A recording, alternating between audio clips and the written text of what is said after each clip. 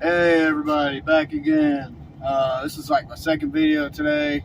I've been trying to pump out these videos for y'all, for the ones that are watching, because I see people are watching. Um, I watched a little clip earlier. It got me to thinking about why are people quitting their jobs, or why. And I'm not saying people are quitting their jobs left and right. I'm just saying, why do people quit their jobs most often? And I think it's because they don't feel appreciated, or maybe it's the people they work with. They're not getting along. Well, in my job, I don't have to deal with that. I don't have to deal with not getting along with people, because the only person I have to get along with is the customer, and that's for like 10 minutes, and then my driver manager. And my driver manager, like when I first met him, first started working with him, I felt a teeny bit rocky, but as a week, 2, 3, 4 went by, he's actually really cool. Once I got to working with him, so I'm pretty happy about that. And especially after today, I'll give you an example. I have never not made my mark ever until today. If they say pick up this load here and get it there in that 11-hour span, I've always made it until today. I was coming from Massachusetts down to Maryland, and the traffic coming out of that northeast part of the country is just so crazy. It's so hard fighting through. If you watched my video from earlier when I got stuck on that road I wasn't supposed to be on, going through Connecticut, Jersey, and New York is the worst. Just getting through that soaks up so much of your time, your hours driving, that finally when you get on the other side of it, you don't have that much time left, right? And I tried to explain to him it's because it's the daytime, and he knew. I mean, he didn't just start this job yesterday, so he was really cool about it. And I at the tail end of my shift, I said, hey, dude, I got 2 hours and like 6 minutes left on my clock, and it's going to take me 2 hours to get, to finish the trip. And if these cars are just steadily backing up, the traffic would not stop. I'm like, dude, these people have to get out of my way right now, and I cannot even hit one red light, right? And when I get there, I'm only going to have 5 minutes left, so I'll be stuck there. And he was like, dude, you know what? Just go find a truck stop and a park. I'm going to have somebody come get that trailer. He said, it's all good in the hood. Don't even worry about it.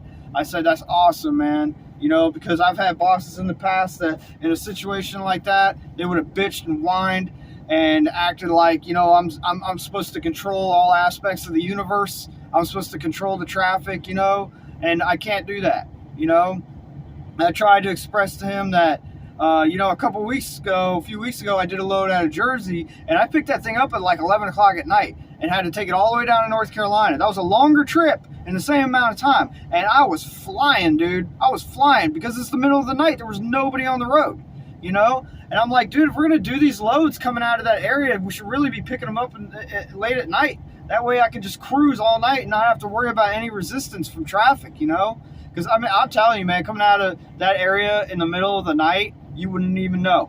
Everybody's at home sleeping, I'm flying down 95, and I'm just getting there, I'm not wasting any time. But in the middle of the day, it's the complete opposite. It's like 5 billion people on the road, and you're not moving, and it's just sucking up your time.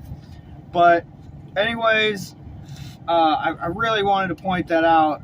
That's the reason why I'm going to stay with this company, because little things like that make a huge difference to me, because I will kick ass all day, and you will too. You're watching this, you have a job, and you kick ass. You show up on time, you never call in sick, you never show up late, and you're always kicking ass, and then you make one little mistake, and your boss acts like all that shit you did before doesn't even matter. It's like you make that one little mistake, and then he cries like a bitch, and you're like, dude, you don't appreciate anything I do around here. You only notice me when I make one tiny mistake, and that is not cool. If you're a boss or you're a manager and you do that to people, you're a piece of shit, all right? Nobody wants to work for you. I guarantee you all your employees hate you, So working for somebody like that is actually really cool, and in the long run, it makes you want to do a better job. It increases your morale. When I worked in the prison system, they were always asking, oh, what about the morale of the officers? What about this? What about that? I'm like, dude, why do you all ask questions you don't really want to know the answer? Why do you ask questions you don't really care?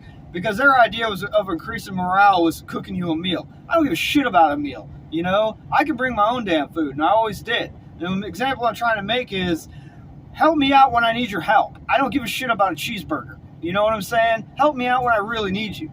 You know, don't throw me under the bus when I need your help the most. You know, but that's another past experience.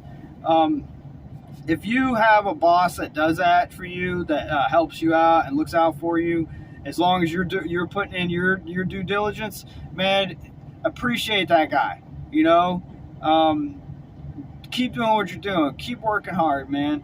And if he's one of those guys, you might get that raise. You might get that promotion. You know what I'm saying? My company, my line of work doesn't really work like that. You know, I mean, I could get a raise, but promotions and all that's not, you know, I'm just a driver.